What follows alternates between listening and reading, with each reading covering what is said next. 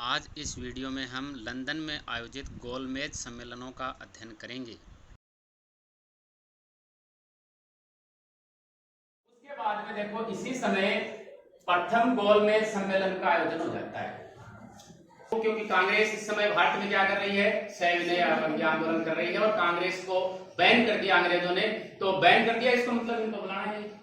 तो गोलमेज सम्मेलन क्या था? तो साइमन कमीशन की रिपोर्ट आई थी। साइमन कमीशन की जो रिपोर्ट आई है उसके ऊपर विचार विमर्श करने के लिए, ठीक है, ब्रिटिश राजनीतिज्ञों ने एक सम्मेलन का आयोजन किया गया और उस सम्मेलन को क्या कहा, ठीक है, यानी संवैधानिक जो भी भारत में ये सुधार करना चाह रहे हैं उसके लिए ये सम्मेलन आयोजित किया गया। कहां किया गया जी? लंदन में। कब किया गया ये भी याद रखिए, 12 नवंबर 1930 से 19 जनवरी 1931। अब देखो, अगर आपकी ये तारीखें याद नहीं रहती तो आप ये याद रखें, पहला 1930 में, दूसरा 31 में और तीसरा 32 में, ऐसे याद रखते हैं आप। तारीखों में नोट दें तो ठीक है, 30, 31 और 32 तीन गोलमेज सम्मेलनों का आयोजन किया जाता है। इस सम्मेलन में कांग्रेस नहीं है, ठीक है, मुस्लिम लीग है, हिंदू महासभा है,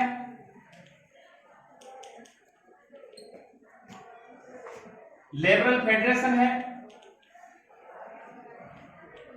तो इस प्रकार की और भी बहुत सारी पार्टियां हैं। अब मुख्य रूप से आपको तीन भागों में इनको डिवाइड करेंगे, कौन कौन जिन्होंने इस गोलमेज सम्मेलन में भाग लिया। तो एक तो राजनीतिक जो पार्टियां हैं, ये राजनीतिक पार्टियां हो गई। दूसरों की हम बात करें तो देशी रियासतों ने भाग लिया। तीसरों की हम बात करें तो ब्रिटिश प्रतिनिधियों ने भी इसमें भाग लिया।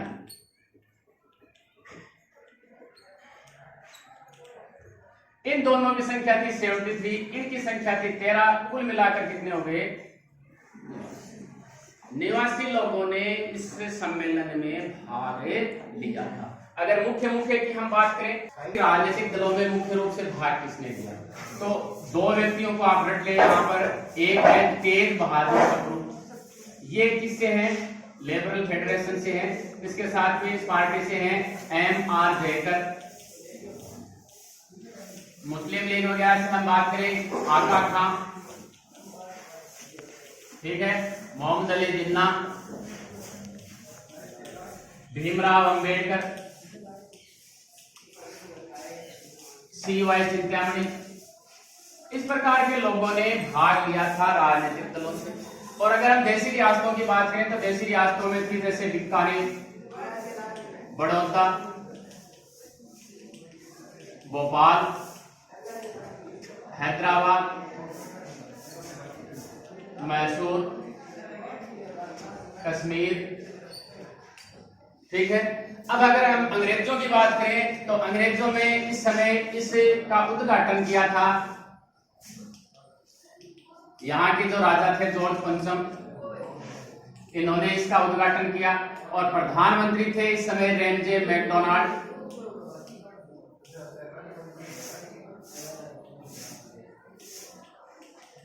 इन्होंने इसकी क्या की थी? अध्यक्षता।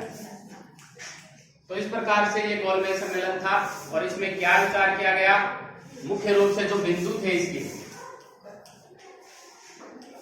कि हम काम करेंगे किस पर? अखिल भारतीय संघ पर,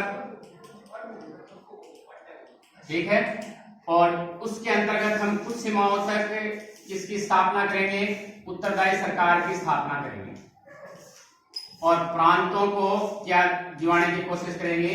पूर्ण स्वायत्तता।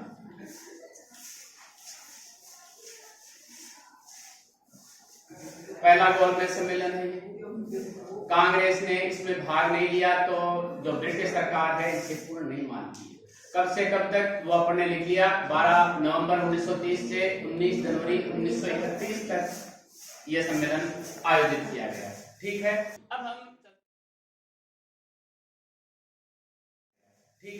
अब हम चलते हैं दूसरे गोलमेज सम्मेलन की तरफ कि गांधी जी अब दूसरे गोलमेज सम्मेलन में जाएंगे।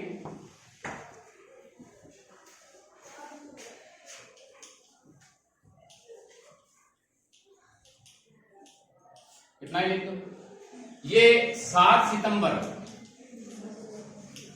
कब है? 31 और खत्म हो जाता है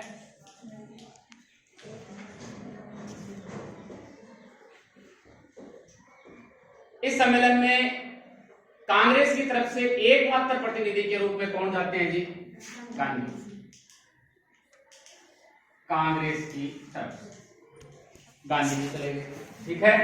अब 2 व्यक्ति हैं, एक है एनी बेसेंट, दूसरे हैं मदन मोहन मालवीय। समझ जाओगे ना? ये स्वयं के दोनों हैं, ये स्वयं के खर्चे पर गोलमेज सम्मेलन में भाग लेने के लिए जाते हैं, ठीक है।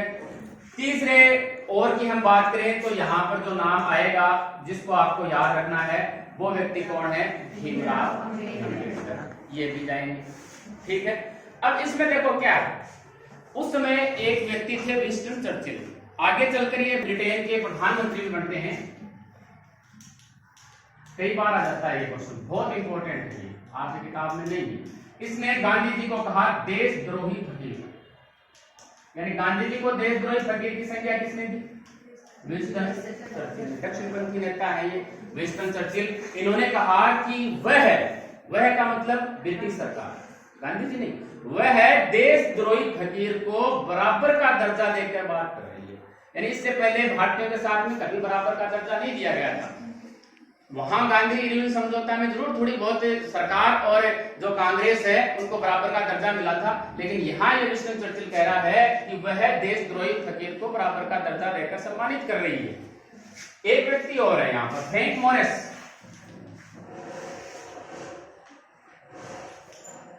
इसने इसे कहा अर्धनग्न फकीर।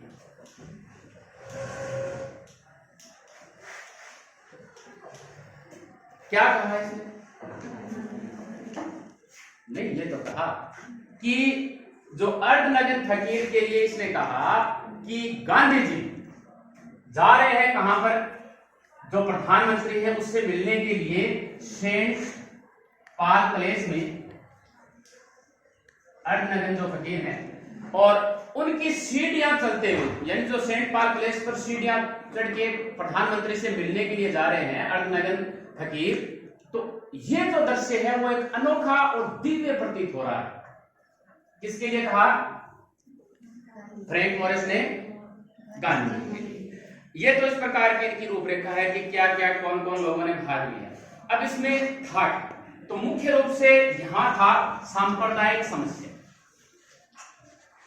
कि सांप्रदायिक समस्या पर यह जो गोलमेज सम्मेलन है आयोजित किया गया था, क्योंकि जो भीमराव अंबेडकर इन्होंने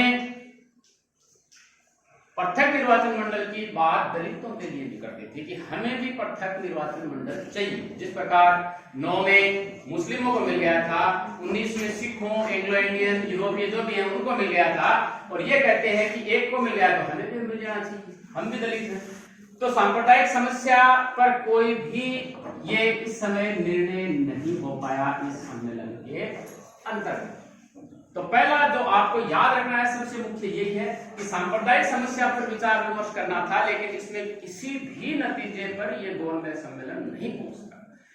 और अगर हम बात करें तो दूसरी कि प्रांतों और केंद्र के अधिकारों में कि किस प्रकार से कौन से अधिकार किनको दिए जाने चाहिए, इस पर भी ये निर्णय नहीं कर पाया, और उत्तरदायी सरकार के बारे में भी निर्णय नहीं कर पाया। इनके ऊपर विचार करना था, लेकिन ये सब कुछ नहीं होता है। तो गांधी 1 दिसंबर को खत्म हो जाता है और गांधी जी 25 दिसंबर को भाट आ जाते हैं। आएंगे सभी, बंबई आएंगे, तो बंबई आते हैं तो ये कहते हैं कि मैं जो मेरा लक्ष्य दिया गया था उसमें सफल नहीं हुआ, लेकिन यकीन मानिए कि मैंने भारत के झंडे को झुकने नहीं दिया। चाहे जो भी लक्ष्य है उसमें मैं सफल नहीं हूं, लेकिन मैंने समझौता नहीं किया है किसी भी प्रकार का सांप्रदायिक समस्या के लिए। ठीक है, तो इस प्रकार से ये गोलमेज सम्मेलन समाप्त हो जाता है और भारत आते हैं। गांधी इरविन समझौता ये हो जाता है। पहले देखो अपन ने किया था था। उधर 16 अगस्त 1932 को, 16 अगस्त 1932 की बात कर रहे हैं। प्रधानमंत्री हैं इस समय ब्रिटेन के कौन? Ramsay McDonald. मैं मैकडोनाल्ड नाम लिख देता हूं। रैमजे मैकडोनाल्ड एक घोषणा करते हैं, उस घोषणा का नाम है सांप्रदायिक पंचांग, और अंग्रेजी में कहते हैं इसे कम्युनल अवार्ड।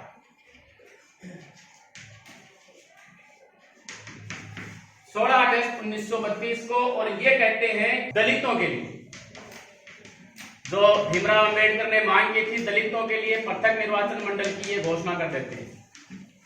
यानी हम करते हैं हिंदुओं से दलितों को अलग, कि हिंदू अलग है, दलित अलग है। तो वही बात वापस आ जाती है, फूट डालो और राज करो वाली नीति। ठीक है, अंग्रेजों को यह चाहिए कि हिंदुओं को दलितों से अलग करने के लिए ये पृथक निर्वाचन मंडल की घोषणा कर देते हैं रैमजे मैकडोनाल्ड। और ये बात अच्छी नहीं लगती, क्योंकि इस समय जो गांधी जी हैं जेल में हैं। जेल में कहां रखा गया है? पुणे की यरवदा जेल में इसे रखा जाता है। यहां पर किसको? गांधी जी को। और जब गांधी जी को इसका पता चलता है तो 20 सितंबर को, सन यही है, 20 सितंबर को ये आमरण अनशन शुरू कर देते हैं इसके खिलाफ, कि भाई हम दलितों को हिंदुओं से अलग नहीं होने देंगे। लेकिन यहां भीमराव अंबेडकर एक तरफ ले गए कि हमें क्या चाहिए थी? पृथक निर्वाचन मंडल की सुविधा चाहिए। तो दो तीन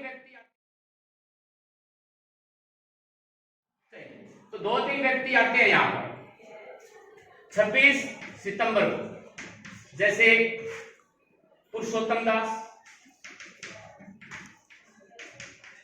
राजेंद्र प्रसाद हो जाएगा आगे, राजगोपालाचारी और मदन मोहन मालवीय। इन तीनों के प्रयास से 26 सितंबर 1932 को गांधी जी और अंबेडकर में समझौता होता है। कौन सा? उन्ना में, पुणे की जेल में समझौता हो गया, उन्ना पैक्ट। इसमें क्या? इसके अंतर्गत दलितों को हिंदुओं में ही स्थान दिया गया। वहां तो अलग कर दिया, यहां पर दलितों को हिंदुओं में ही प्रतिनिधि सभाओं के लिए, यानी जो विधायिका या प्रांतीय। देखो एक बात याद रखना, यहां पर जो ये पृथक निर्वाचन मंडल है ना, पृथक निर्वाचन मंडल है, वो सिर्फ प्रांतीय विधानमंडलों में ही था, केंद्रीय में नहीं था।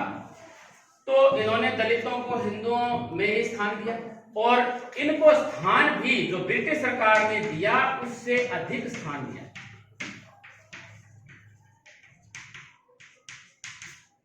अगर हम अन्य स्रोतों से करें तो 100 प्रांतों के अंदर इनको 148 सीटें दे दी, और केंद्र में भी दे दिया। देखो ये नहीं तो केंद्र में नहीं है, केंद्र में भी 18% आरक्षण दे दिया इसने पुणे समझौते में।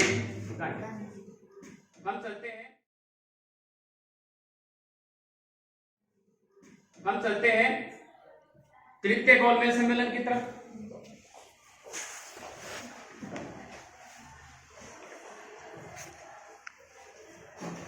तृतीय गोलमेज सम्मेलन है, हम बात करेंगे 1932 की।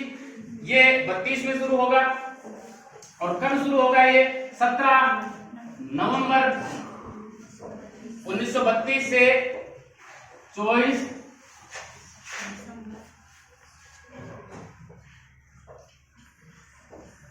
ठीक है। अब इसमें क्या किया गया? जो द्वितीय जो गोलमेज सम्मेलन है उसमें जो भी उप समितियां बनी थी उनकी सिफारिशों को ही लागू किया गया इसमें, और कुछ नया नहीं हुआ। कांग्रेस ने इसमें भाग नहीं लिया,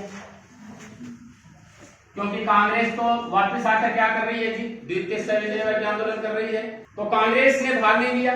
और जो जिन्ना है, जिन्ना को इसकी सदस्यता से अलग कर दिया जाता है कि जिन्ना भी इसके अंदर भाग नहीं ले सकते।